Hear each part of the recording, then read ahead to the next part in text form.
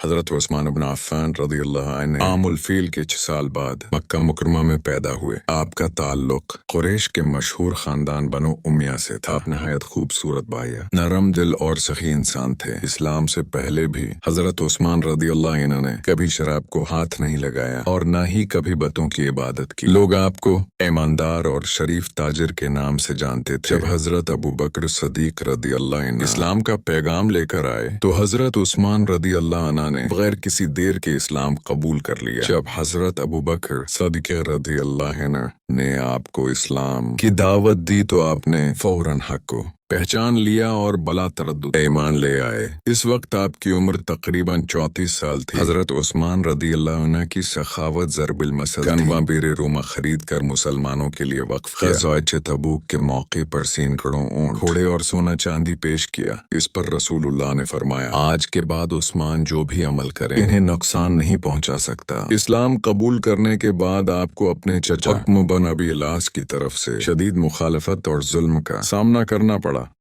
مگر آپ ثابت قدم رہے۔ ان لوگوں میں شامل تھے جنہوں نے سب سے پہلے اسلام قبول کیا۔ آپ پہلے مہاجرین میں شامل تھے جنہوں نے اپنی اہلیہ حضرت رقیہ رضی اللہ عنہا کے ساتھ حبشہ کی طرف ہجرت کی، پھر بعد ازاں مدینہ منورہ کی طرف ہجرت فرمائی۔ یہ قربانی اسلام کے لیے آپ کے خلوص اور وفاداری کی روشن مثال ہے۔ اسلام قبول کرتے ہی آپ پر ظلم شروع ہو گیا، لیکن آپ نے صبر اور برداشت سے کام لیا۔ آپ کا سب سے عظیم کارنامہ قرآن کریم کو ایک متفقہ رسم الخط میں جمع کروانا، اختلاف قراءت سے امت کو محفوظ کرنا۔ یہ نسخہ آج تک مصحف عثمانی کے نام سے محفوظ ہے۔ آپ پہلے مسلمان تھے جنہوں نے حبشہ کی طرف ہجرت کی، پھر بعد میں مدینہ منورہ ہجرت فرمائی۔ رسول اللہ نے اپنی بیٹی حضرت رقیہ رضی اللہ عنہا کا نکاح حضرت عثمان رضی اللہ عنہ سے کر دیا۔ حضرت رقیہ رضی اللہ عنہا کے انتقال کے بعد رسول اللہ نے اپنی دوسری بیٹی حضرت ام کلثوم رضی اللہ عنہا کا نکاح بھی آپ سے کر دیا۔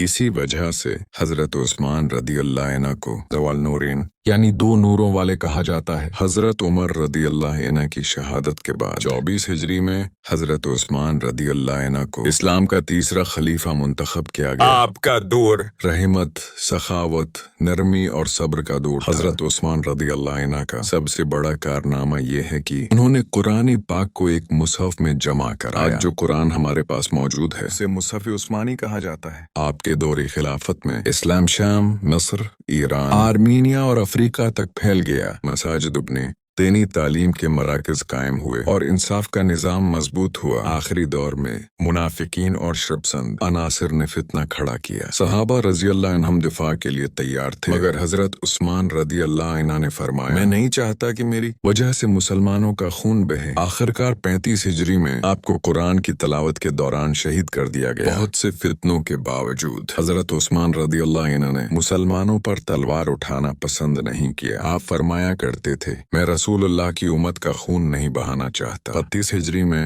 حضرت عثمان رضی اللہ عنہ قرآن پاک کی تلاوت کرتے ہوئے شہید کر دیے گئے۔ آپ کی شہادت اسلام کی تاریخ کا سب سے دردناک واقعہ ہے۔